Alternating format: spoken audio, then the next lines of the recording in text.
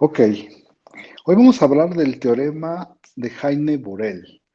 Y si no sabes qué dice el teorema de Heine-Borel, pues empiezo diciendo que el teorema de Heine-Borel dice que los cerrados y acotados en Rn son los compactos. O sea, que es lo mismo ser compacto que cerrado y acotado. Pero para eso voy a recordar primero el teorema de Bolzano-Weierstrass, nada más para que se acuerde usted y lo tenga presente, que dice, bueno, en su refraseo, que dice que si tienes un conjunto cerrado y acotado de números reales, entonces toda sucesión que converge, toda sucesión tiene una sucesión, subsucesión que converge, ¿no? Y bueno, entonces ya nos pasamos a lo que queremos discutir el día de hoy. Ajá.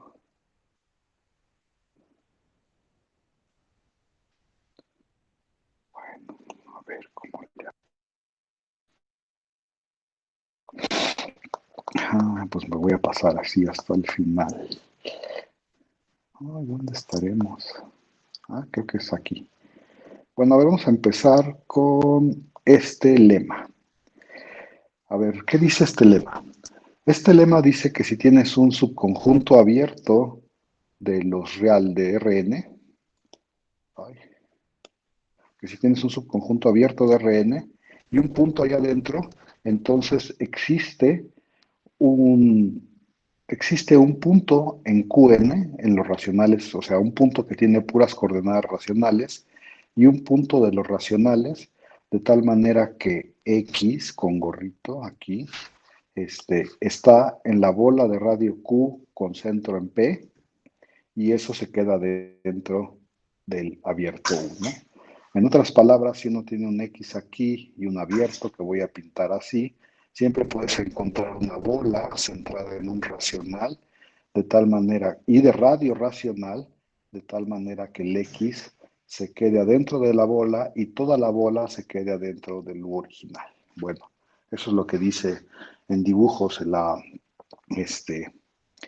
lema. Y entonces, ahorita platicamos un poquito más de este lema que es muy importante, pero vamos a ver cómo se prueba, ¿no? La prueba empieza así. Como U es abierto y X está en U, entonces yo sé que X es un punto interior de el conjunto U, y eso quiere decir, en otras palabras, que yo puedo encontrar una épsilon de tal manera que la bola de radio épsilon se queda contenida en U. Y bueno, y entonces voy a empezar a construir las cosas. Para cada I entre 1 y n, nosotros sabemos por la propiedad de Arquímedes que podemos encontrar un punto, un racional, que se queda entre xi y xi más épsilon entre 4n. A ver, vamos viendo qué es lo que quiero decir aquí. Acuérdese usted que épsilon es un número positivo, n es un número positivo, y entonces épsilon entre 4n es un número positivo, ¿no?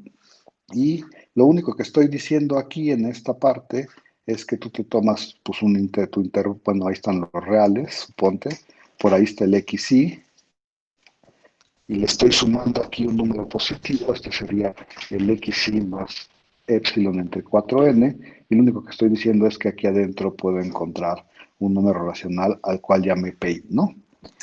Por cierto, estoy usando que este x tiene sus coordenadas, ¿no? Sus coordenadas x1, x2 y así, x3 hasta xn, ¿no? Y esos son de los x's de los que estoy hablando aquí, ¿no? Las coordenadas del punto X. O en otras palabras, esta desigualdad que escribí aquí, se puede escribir como que el valor absoluto de xi menos pi es menor que épsilon entre 4n. Bueno, pues ya que haces eso, para cada i te tomas unos de estos p's, i's, y entonces tienes tantos como x, o sea, tienes n puntos, ¿no? Y entonces puedes construir el vector que está formado, que sus coordenadas son P1, P2 y así hasta Pn. Ahora, note que Ya habíamos dicho nosotros que la norma de los reales de Rn es menor o igual que esta que creo que se llamaba la norma infinito, ya no, o la norma uno, perdón, ¿no? ¿Cómo se llama esa norma? ¿Alguien se acuerda? Bueno, o sea que esta raíz cuadrada, bueno, de la que habla aquí, esta norma es menor o igual que esta suma. Esto lo habíamos notado en alguna clase anterior. Y bueno, y entonces uno dice, pues, ¿cómo puedo acotar este número? Pues uno se fija en estos valores absolutos. Cada uno de ellos es menor que épsilon entre 4n. Entonces, cada uno de estos es menor que este numerito que está aquí. ¿Y cuántos sumandos tengo? Pues tengo exactamente n, entonces puedo yo decir que esta suma es menor o igual que n veces épsilon entre 4n. Por supuesto, las n se cancelan y entonces tienes que esto es menor que épsilon sobre 4. Y ya que hiciste eso, dices, pues ahora fíjate que épsilon 4 y épsilon entre 2, bueno, son dos números, uno estrictamente mayor que el otro, y entonces en medio de épsilon entre 4 y épsilon entre 2, yo puedo tomarme un racional, ¿no? Otra vez, eso es la densidad de los racionales, que también ya lo probamos en algún momento, y entonces ya nada más uno observa que se tiene lo siguiente, que X está en la bola de radio Q con centro en P, esta se queda contenida en la bola de radio épsilon con centro en X y esta nos la habíamos tomado adentro de U. Si no lo ves muy claramente, pues nada más observa, aquí puse, ¿por qué X está en esta bola? Pues acuérdate que la norma entre X y P, bueno, la distancia entre X y P, es menor que épsilon sobre 4, ¿no? Por aquí lo tengo escrito, acá arriba. Y épsilon sobre 4 me tomé Q de tal manera que Q fuera menor que epsilon sobre 4 y entonces pues eso me dice que X está en la bola, pues su distancia P es menor que Q. Y esta contención también es muy clara, pero si no la viste, aquí pongo la prueba. Si tú te tomas un número, perdón, un vector en la bola con radio Q y centro en P, y quieres ver cuánto es su distancia X, y entonces pues la calculas por la desigualdad del triángulo, ir de S a X es menor o igual que ir primero de S a P y luego de P a X. Y la distancia de S a P pues es menor o igual que Q. ¿Por qué? Porque S está en la bola de radio Q. Este es menor que este. Y el segundo sumando es menor que epsilon sobre 4, ya lo habíamos notado aquí también. Y entonces puedo sustituir estos dos por Q más epsilon sobre 4. Y luego observo, recuerdo que Q era menor que epsilon entre 2, entonces cambio Q por epsilon sobre 2. Y ya tengo epsilon sobre 2 más epsilon sobre 4, que es 3/4 de epsilon, que eso es menor que epsilon. Y eso me dice que entonces la bola de radio Q con centro en P está contenido en la bola de radio épsilon con centro en X y ya terminé, ¿no? Ya me tomé un punto, un punto que estaba ahí y ya pude encontrar una bola con radio racional y centro en los racionales a la n, de tal manera que se queda dentro de U. Y eso prueba el teorema. Dije que iba a decir un par de cosas y las voy a decir en este momento. Aquí voy a poner una línea. Esto en particular me dice lo siguiente. A ver, yo me tomo un U subconjunto de Rn. Y entonces, abierto, por supuesto. Y entonces, este teorema en particular me dice que yo lo puedo ver a U, lo puedo ver como una unión de bolas con centro en Q y, perdón, de radio Q y con centro en un P, que también depende de X, con X en U, y estoy pensando que Q está en los racionales y P está en los racionales a la N, ¿no? A ver, ¿qué es lo que estoy tratando de decir en este momento? En este momento lo que estoy tratando de decir es que cualquier U, acuérdense que dado un punto U y un punto digo, perdón, dado un abierto U y un punto ahí adentro, yo siempre puedo encontrar una de esas bolas que cumplen esto, ¿no? O sea, para cada X yo tengo una bola y entonces me fijo en la unión de todas las bolas y aquí yo debería de poner formalmente que este es gorrito y este es gorrito y este es gorrito, ¿ok? Y entonces a ver cómo lo digo con un dibujo. Sí, a ver si puedo hacer el dibujo.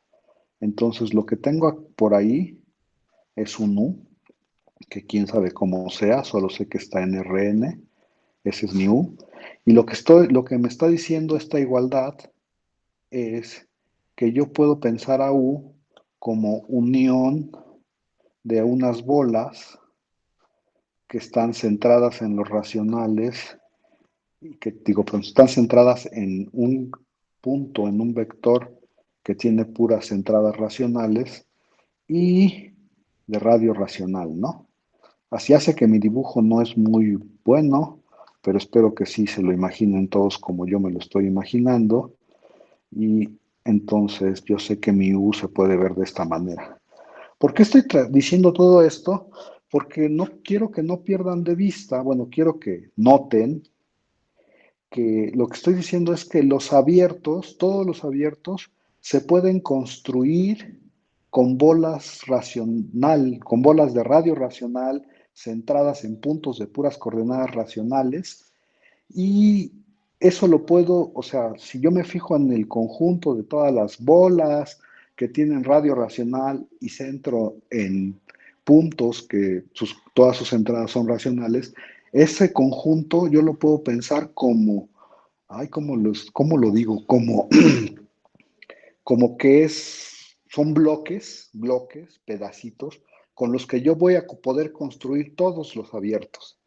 Y eso es bien importante, no sé si lo vean ahorita, pero si no lo van a ver en un futuro, todos los conjuntos abiertos de Rn se construyen a partir de bolas de radio racional con centro en vectores que tienen todas sus coordenadas racionales. Y ese conjunto me basta para construir todos los abiertos. Ahora, ¿cuál es la ventaja de eso? Que ya la hemos visto, aunque un poco escondida, pero la hemos visto. La ventaja de eso es que, a ver si lo escribí por acá, déjenme ver si escribí este conjunto. Sí, miren, estoy hablando de este conjunto, ¿no? Este que está aquí. Ahorita no me va a interesar mucho qué es lo que está escrito en mi siguiente hoja, pero lo que estoy hablando es este conjunto, son todo lo que necesito para, este, para construir cualquier abierto de Rn. ¿Ok? Y entonces, ¿alguien me puede decir cuáles son las ventajas de este conjunto? Que luego lo vamos a anotar en la siguiente hoja, pero una de las ventajas de este conjunto es que es un conjunto numerable. O sea, en esta colección solo hay una cantidad numerable de cosas y con esta cantidad numerable de cosas yo puedo construir todos los abiertos de Rn. Sí, esa es como una cosa importante que está escondida en este lemita que está de este lado. Bueno, ya lo dije, espero que se haya entendido. Otra vez, resumen, cualquier abierto de Rn se puede construir como una unión de bolas y de hecho de estas bolas solo tengo una cantidad numerable de ellas. ¿Alguna pregunta o comentario acerca de lo que acabo de decir, jóvenes?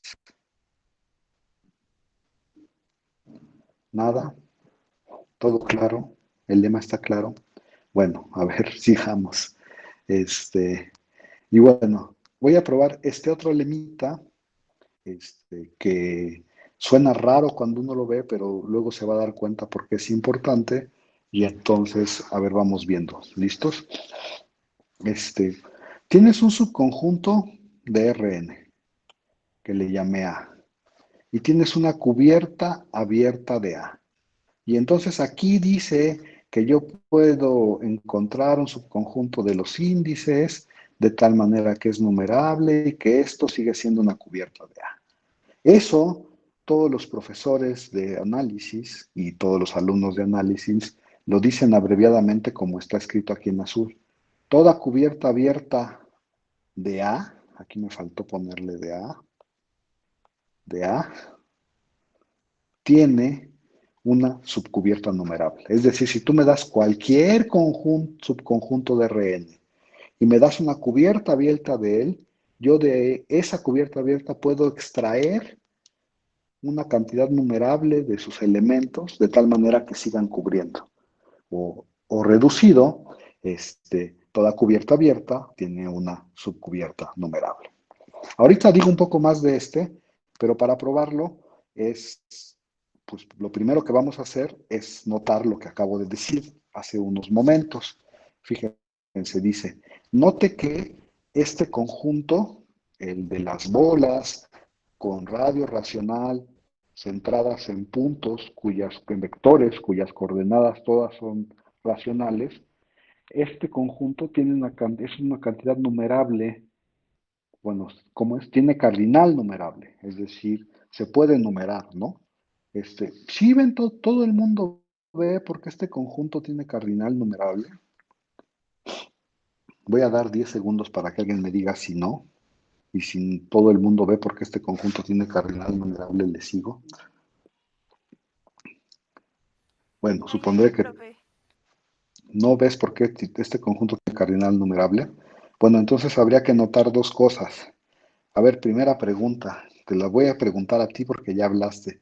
¿Cuántos puntos tiene Q?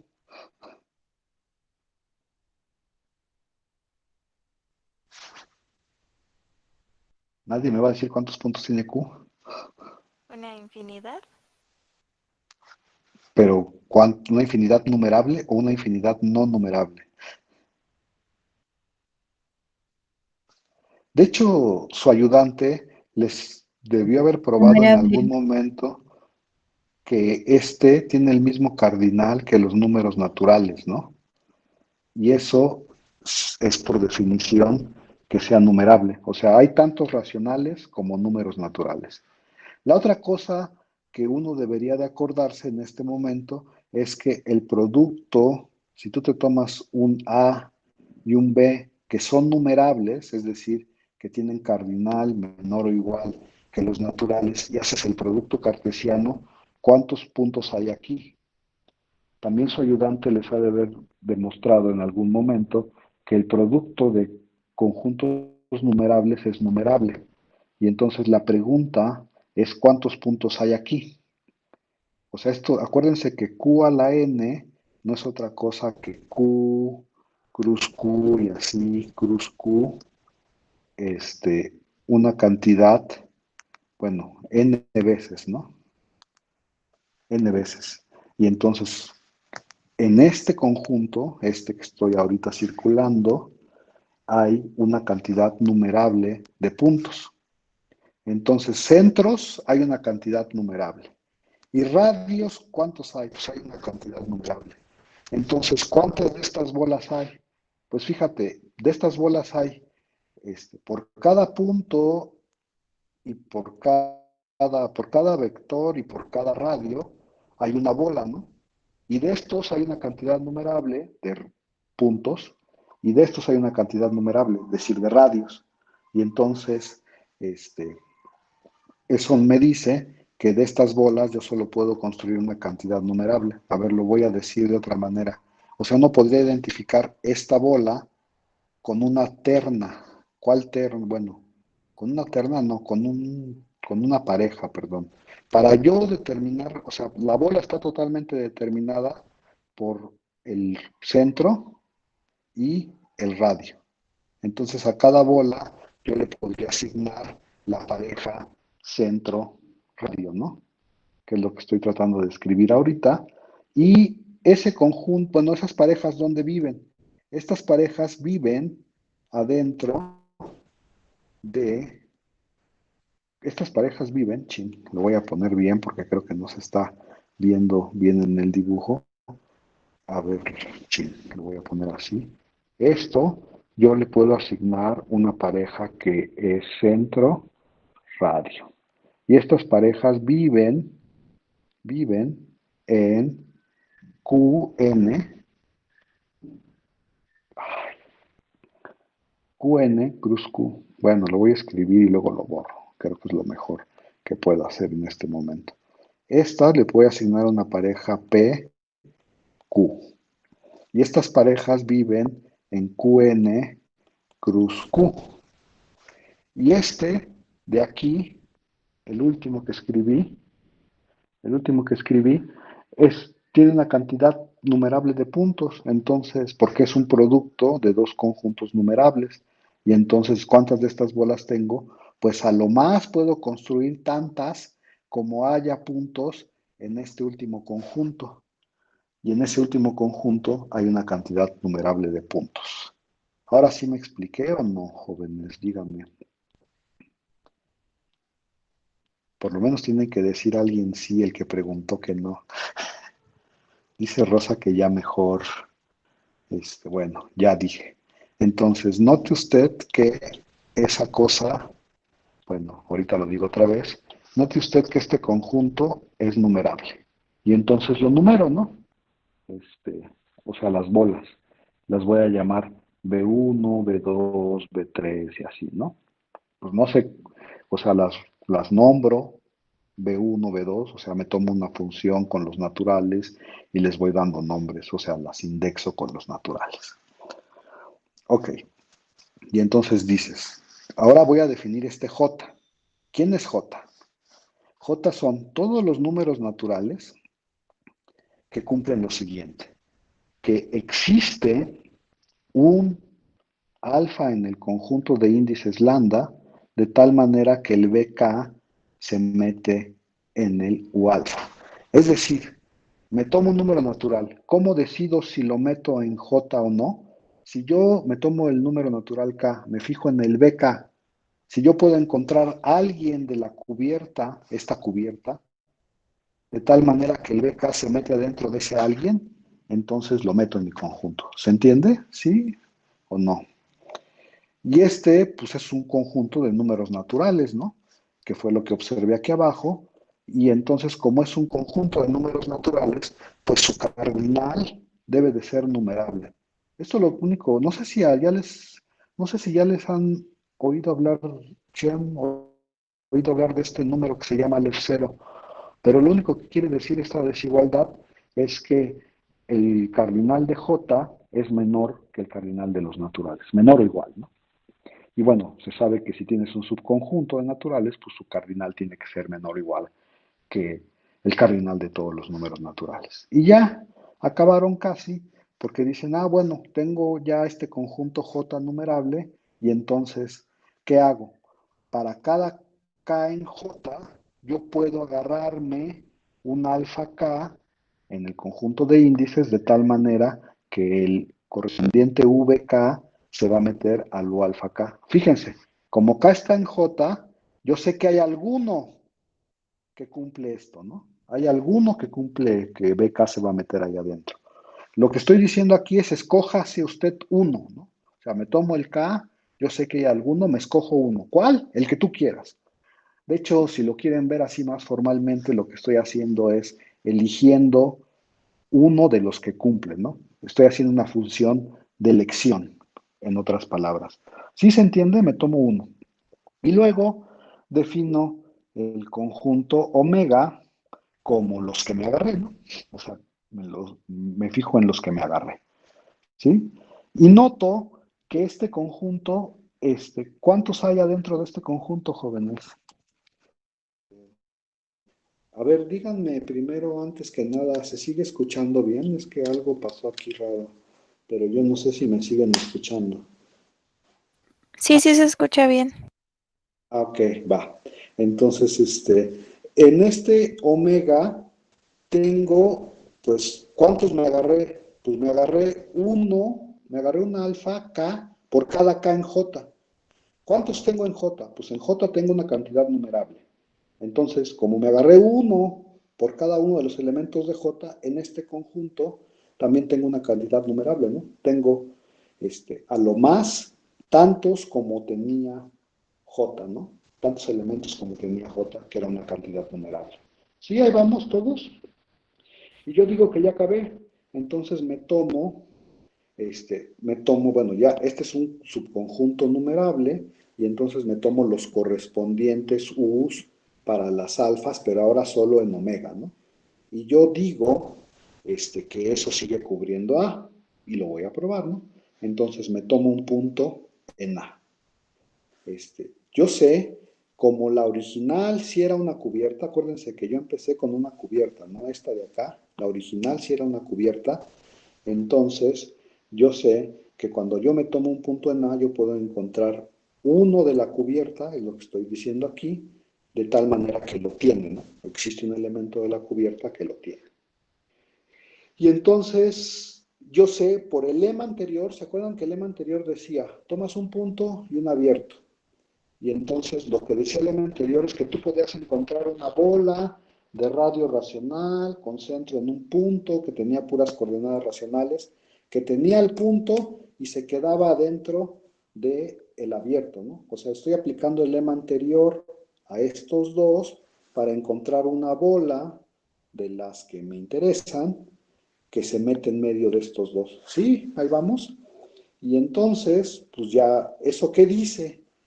Como el lema anterior me asegura que sí puedo meter esta bola en medio, eso es lo que dice el lema anterior, me asegura que sí puedo encontrar una bola en medio, entonces lo que estoy diciendo es que K, o sea, este K está en J, ¿no? Porque si hay alguien, acuérdese que J estaba definido, pues si para que estés en J tiene que existir alguien de los de la cubierta de tal manera que el BK se mete.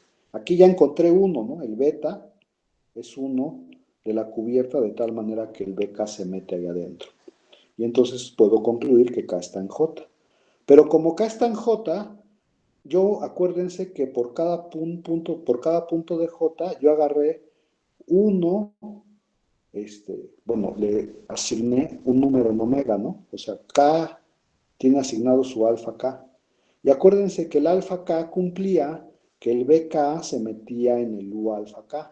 Y entonces, ¿qué tengo? Si junto todo, digo, ah, pues X está en el BK, que fue lo que escribí acá. Y luego tengo que el BK se mete en el U alfa K. Ya.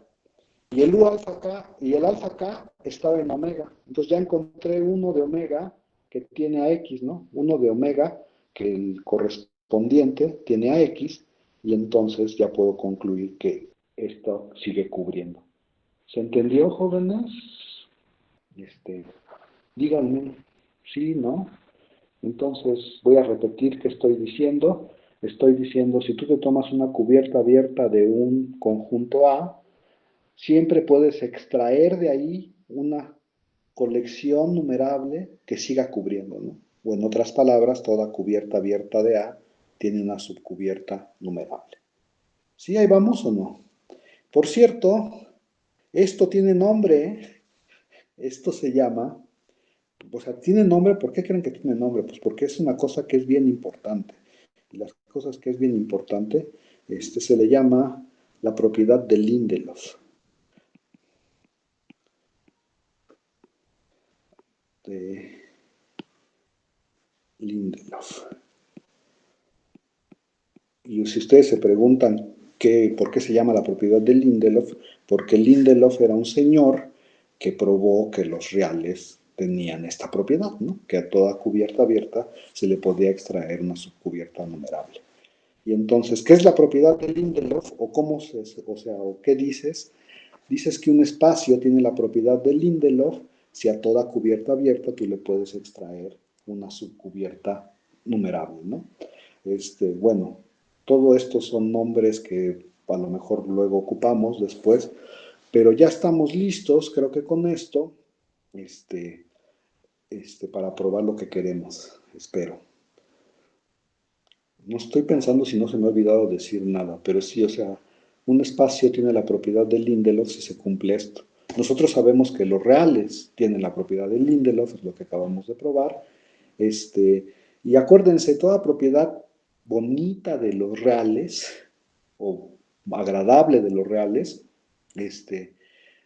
queremos como trasladarla a espacios métricos, pero pues no la podemos trasladar a como teorema porque hay espacios métricos que no no tienen de dónde cumplir esa propiedad. Entonces, si se la agregas, obtienes espacios que se parecen mucho más a tu modelo, y acuérdense que el modelo de todos nosotros, o por lo menos el mío, son los reales, ¿no? El modelo de cómo deberían de ser los espacios bonitos.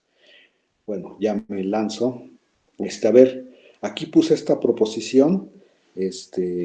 Dice que, bueno, en general se cumple siempre que si tienes un espacio métrico y un subconjunto de ese espacio métrico, si el subconjunto es compacto, entonces es cerrado y acotado.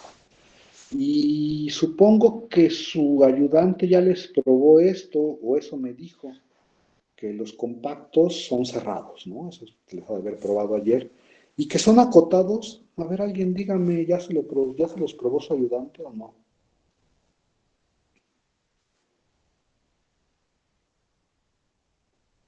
Yo voy a seguir esperando a que alguien me diga, ¿eh? Esa parte todavía no la vemos. Todavía no la vemos, entonces la vemos rápido porque es casi inmediata.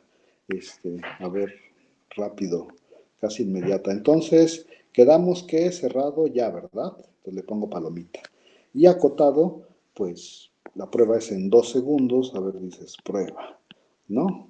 Pues tómate un A compacto y entonces dices, pues fíjate en la siguiente cubierta abierta, ¿no? Note usted que A está contenido en la unión. Es que es un espacio métrico, ¿verdad? Pues bueno, entonces antes de notar eso, diga usted, tome usted un punto en X. Pues ahora sí note usted que A está contenido en la bola de radio N, no, perdón, lo escribí mal, en la unión con N en los naturales de la bola de radio N y con centro en X. Todo el mundo ve que esto es cierto. Pues sí, ¿no? Porque te tomas un punto en A. Lo voy a escribir bien. Te tomas un punto en A. Dices, pues fíjate en la distancia. No, este punto en A no se debería llamar X, perdonen ustedes. Te tomas un punto en A, te fijas en la distancia de X a A. Eso es un número real, ¿no? Positivo, de hecho, pero solo me importa que es un número real. Y entonces yo sé que por la propiedad arquimediana, que existe un número natural de tal manera que la distancia de X a A es menor que N, ¿sí? Esa es la propiedad arquimediana y por lo tanto A está en la bola de radio N con centro en X, que es uno de los de la unión, y entonces esta afirmación se cumple, o sea, la A está contenido en esa. Y lo que me dice en esa unión, en otras palabras, lo voy a escribir aquí en otras palabras, esta familia con N en los naturales es una cubierta, acabo de probar que sí cubre, abierta, pues sí es abierta porque todos sus elementos son bolas y las bolas en particular son abiertos, de A. Y A es compacto, ¿no? Eso quiere decir que existe un número natural, voy a llamar N en los naturales, es compacto, es una cubierta de A, y aquí tendría yo que decir como A es compacto, yo puedo extraer una subcubierta finita, eso como se escribe. Existen en los naturales y N1, N2 y así hasta NN naturales, de tal manera que A está contenido en la unión desde que y es igual con 1 hasta N de las bolas de radio NI con centro en X, ¿no? Lo único que estoy diciendo es a esta cubierta le estoy extrayendo una subcubierta finita, ¿no? Y recuerde usted que estos son números naturales, podrían no estar ordenados, pero por eso me dejé un espacio aquí para decir, bueno, si no estaban ordenados, pues uno puede ordenarlos, ¿no? Entonces uno puede suponer sin pérdida de generalidad que N1 es menor que N2 y así menor que NN. Y ya que hice esa suposición, ¿alguien me puede decir quién es la unión de estas bolas? Pues de hecho son bolas centradas en el mismo punto y los radios van, bueno, en este caso van creciendo, entonces la unión es el más grande, ¿no? En este caso sería, este sería la bola de radio NN con centro en X. ¿Y ya acabé? ¿O no?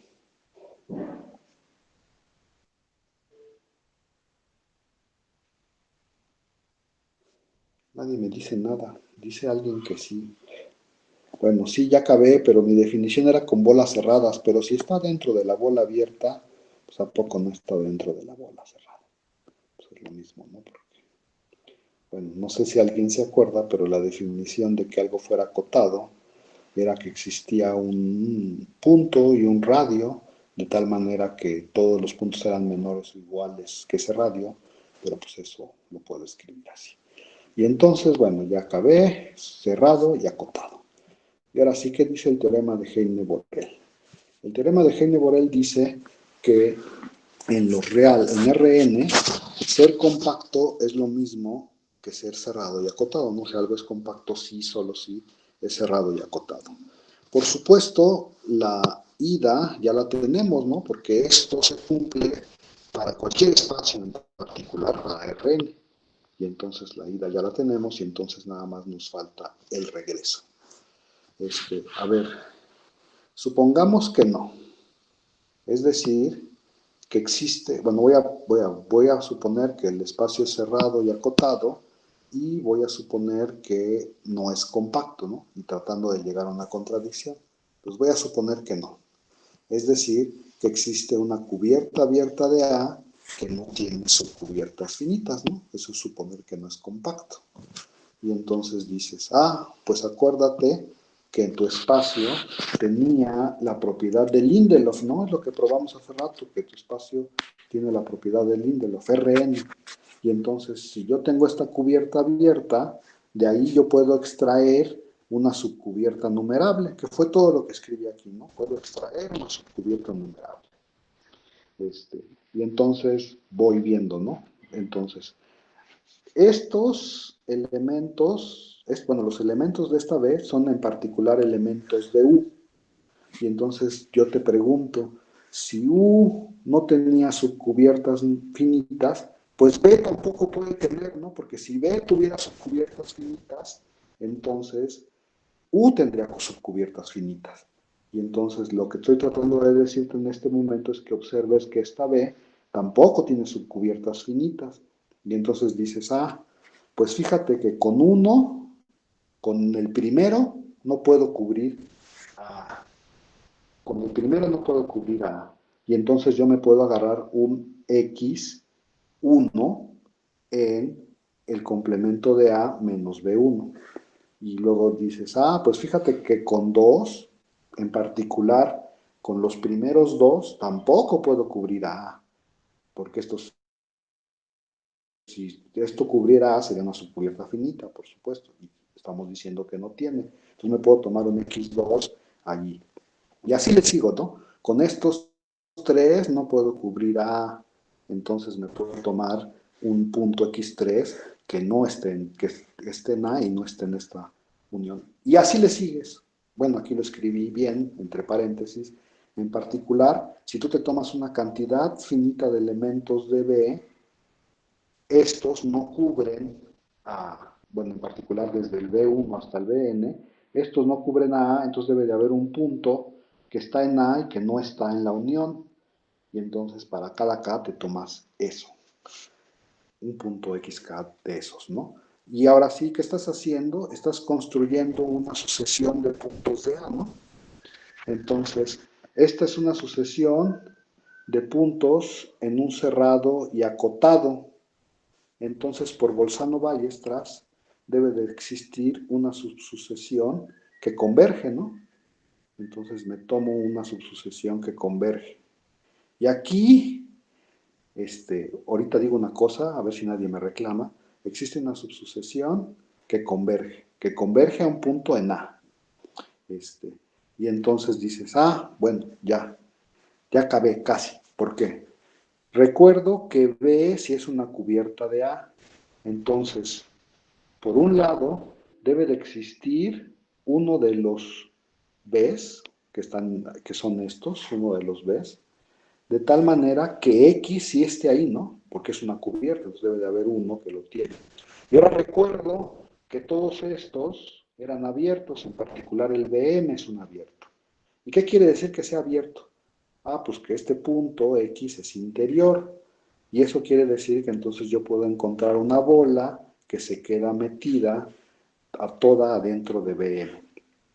Pero recuerdo ahora que la sucesión convergía a X.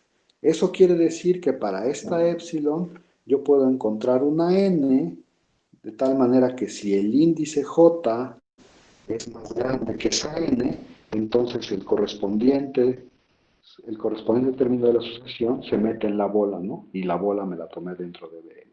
O sea, en resumen, puedo encontrar una N de tal manera que si este índice J es más grande que esa N, el correspondiente término se va a meter adentro del BN.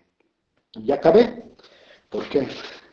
Porque me tomo ahora sí, me tomo una J que sea más grande que esta N, eso siempre lo puedo hacer, un natural más grande que N, pero además se acuerdan que las subsucesiones iban creciendo y creciendo y creciendo, ¿no? O sea, no sé si se acuerdan, pero en algún momento probamos bueno, las subsucesiones te vas tomando índices así, ¿no? Y probamos que esta cosa iba creciendo y superaba cualquier número real. En particular, pues yo puedo encontrar una J que sea más grande que N y que su término KJ supere al M que me había escogido acá arriba, ¿eh? Y entonces ya acabaste. ¿Por qué? Pues tienes que recordar dos cosas. Bueno, primera, como esta J es más grande que N, yo sé que el correspondiente término se va a meter adentro del BM, fue lo que escribí aquí, entonces se va a meter aquí adentro. Pero por otro lado, recuerdas cómo fue construido el XKJ, perdón, cómo fue construido el XKJ. Entonces, pues me regreso hasta acá. El XKJ fue tomado en A menos la unión de B1, B2 y así hasta BKJ. Aquí fue lo que escribí aquí, ¿no? Entonces fue escogido adentro de estas cosas. Pero después uno recuerda, pero KJ, ¿cómo es? KJ es mayor o igual que M. Y entonces aquí puse B1, B2, B3 y así hasta que llegué a KJ. Entonces por aquí, en algún lugar, debió de haber aparecido el BM, ¿no? Es lo que dije aquí abajo. Uno de estos es el BM. Y entonces por un lado tengo que está en el BM y por el otro tengo que no está en el BM, lo cual me lleva, bueno, lo cual es una contradicción y entonces, ya acabé el teorema de Heine-Borel. ¿Alguna pregunta al respecto?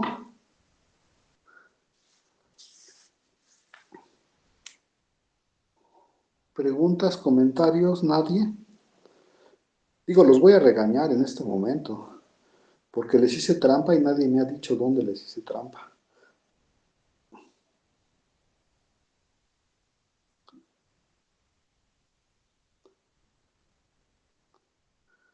Bueno, entonces a refrasear mi pregunta. ¿Por qué está mal la demostración? ¿Qué me falta?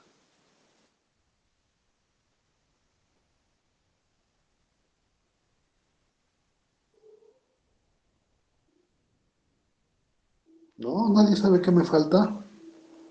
Entonces voy a regresarme al teorema de Bolzano-Ballestras.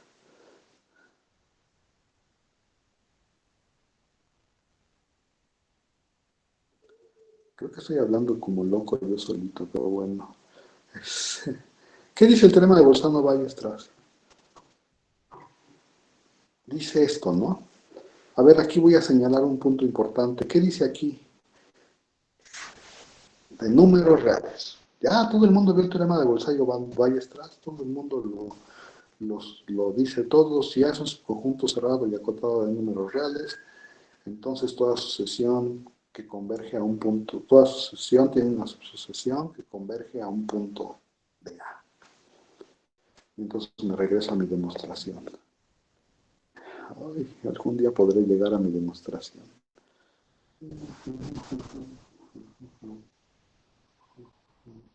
Ya llegué. ¿Dónde usé el teorema de Bolzano-Weierstrass? Aquí.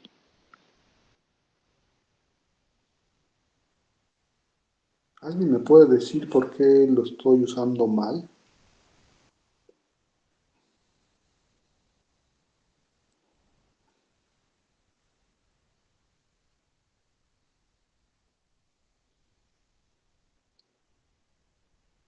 ¿Nadie? Pues bueno, entonces, porque son vectores y no reales, dice Roberto. Exactamente, ¿no? En la versión que les acabo yo de poner hace ratito habla de números reales y aquí estoy en un conjunto de Rn, ¿no? Y entonces dices, ¿y cómo sabes que el teorema de Bolzano-Weierstrass es cierto para Rn? Porque tú me lo mencionaste solo para R. Bueno, pues la respuesta es la siguiente. Aquí uno debería de poner Bolzano-Weierstrass para Rn. Y entonces la pregunta natural es, aquí lo voy a poner para Rn. Y la pregunta natural es, ¿cómo sabes que eso es cierto? A mí nadie me lo ha probado. Pues esto viene en su tarea. Entonces, tarea que por cierto no les hemos dado, pero eso viene en su tarea y de una vez vayanlo demostrando, ¿no? El teorema de Bolzano-Weierstrass implica, en los reales, implica el teorema de Bolzano-Weierstrass cuando uno cambia los reales por Rn. Lo que estoy tratando de decir es que eso es cierto y lo estoy usando en esta prueba y tú tendrías todo el derecho de reclamarme por qué lo estás usando si no lo has probado y entonces yo te voy a responder, pues como no me reclamaste, ahí te dejo de tarea que lo pruebes tú en tu casa. De hecho viene en tu tarea, entonces no te preocupes mucho. Y de hecho la prueba es casi inmediata si uno usa algunos resultados que se vieron en la ayudantía. Ya no voy a decir más porque es un problema de su tarea y pues como a veces acuérdense que les dejo cosas y no las hacen, bueno, ahí está. Por cierto, bueno, ya que estamos hablando de la tarea, voy a decir un par de cosas. Hay como, con toda la herramienta que ustedes tienen ahorita, hay como 18 maneras de probar el teorema de Bolzano-Weierstrass, perdón, el teorema de Heine-Borel, usando todo lo que ya hemos visto antes. Hay como 18 maneras, no voy a decir cuáles, pero de tarea también se te va a quedar que encuentres por lo menos unas dos formas diferentes de probar el teorema de Bolzano-Weierstrass, aparte de la que yo di aquí. De hecho, la que yo di aquí es como la menos natural, teniendo toda la herramienta que tenemos, pero es la mejor porque te dice exactamente qué estás usando. Bueno, ya dije demasiado. Y entonces, acuérdense que en sus cursos de cálculo sus maestros los molestaban y les decían, sí, acuérdate que los compactos son los cerrados y los acotados de los números reales, bueno, de Rn. Los molestaban y no sé si ustedes se dieron cuenta que los molestaban con esto, porque con eso ellos podían asegurar que, pues que había, por ejemplo, integrales o que había derivadas direccionales, etcétera. Para eso se usaba la compacidad, que en su versión de cálculo era más bien que estabas trabajando en un cerrado y acotado, ¿no? Bueno, ya dije demasiado y entonces esto es cierto en Rn, pero no es cierto en todos los espacios métricos, porque si no hubiéramos escrito, en lugar de este teorema, hubiéramos escrito un sí solo sí, ¿no? Y entonces la última observación antes de irnos, muy rápida, es que pues hay espacios en donde esto no es cierto.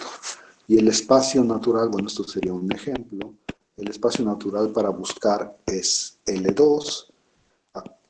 Tienes que acordarte quién es L2, quién es su métrica, solo lo voy a decir muy rápido. Uno se fija en la bola de radio 1 con centro en 0. Acuérdate que las cosas en L2 son sucesiones de tal manera que la serie de sus cuadrados converge. Entonces, por eso estoy poniéndole gorro, estoy hablando, este es el vector o la sucesión constante 0, y estoy fijándome en la bola cerrada. Por cierto, como este es un espacio normado, la bola cerrada es igualita a la cerradura de la bola. En particular, este es un conjunto cerrado, por lo que acabo de decir. Es cerrado y es claramente acotado, ¿no?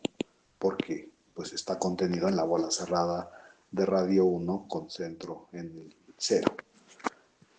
Y entonces, lo que yo digo es que este conjunto, a pesar de ser cerrado y acotado, no es compacto. Y para ver que no es compacto, uno se fija en la siguiente sucesión. A ver, voy a dibujar la sucesión. El x1 es, bueno, en la siguiente sucesión de sucesiones, ¿eh? Acuérdense que los puntos de L2 son sucesiones, entonces. X1 es la que tiene coordenada 1 igual, bueno, su primera coordenada es 1 y todas las demás son 0. ¿Sí? X2 es la sucesión que en su primer espacio tiene un 0 y en el segundo tiene un 1 y luego tiene puros ceros. Y X3 es el que tiene 0, 0 y en la tercera tiene un 1 y luego ya tiene puros ceros. En particular, ¿quién es XK?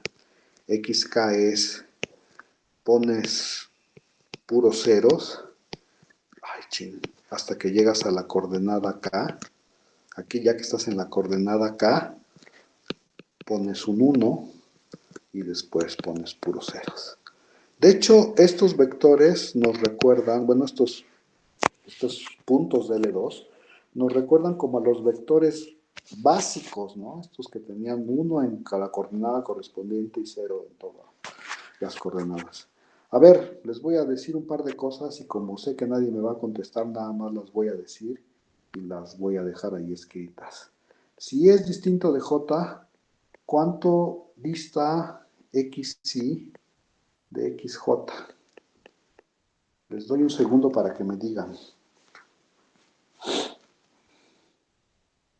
Menos de uno.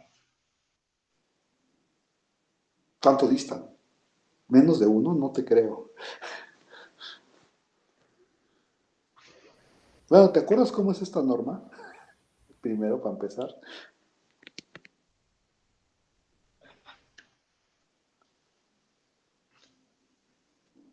No me has dicho si te acuerdas o no.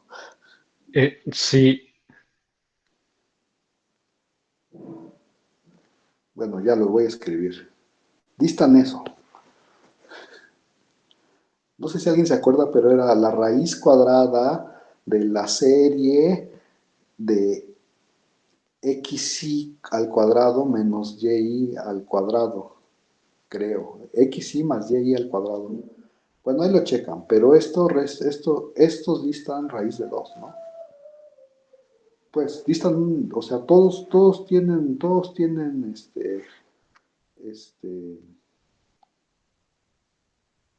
ya se me acabó la clase.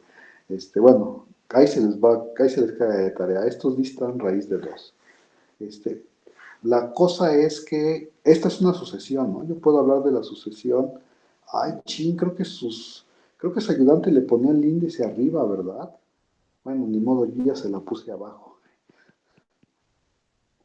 Ay, no sé si se acuerdan que aquí es importante, lo hice mal ya todo. Aquí es importante que el índice hacia arriba, ¿no? Porque cada uno de estos tiene sus coordenadas correspondientes. Entonces creo que su ayudante les ponía el índice arriba. Y hasta me convenció a mí que el índice arriba era más bonito. Y entonces aquí estaríamos hablando del X y el XJ. Bueno, entonces estos todos distan una cantidad fija. Y entonces, ¿esta sucesión puede tener subsucesiones convergentes? Estoy esperando a que alguien me diga algo, ¿eh? Bueno, como nadie me dice nada, digo. la sucesión xk con k igual a 1 hasta infinito no tiene subsucesiones convergentes. ¿Por qué no tiene subsucesiones convergentes? Porque si tuviera subsucesiones convergentes, estas tendrían que ser pues de Cauchy, o sea, tendrían que acercarse mucho los índices. Y entonces, como los puntos siempre mantienen esta distancia fija, entonces no puede tener sus sucesiones convergentes. Y ya. Ay, mira, Luis Emilio Villa Amador había dicho que era raíz de 2 antes de que yo lo dijera, supongo. Bueno, ¿sí? ¿Ahí vamos o no, jóvenes? Bueno, ahí le voy a dejar porque ya se acabó la clase. Si no entendiste el ejemplo, pues voy a suponer que sí lo entendiste porque no me preguntaste nada.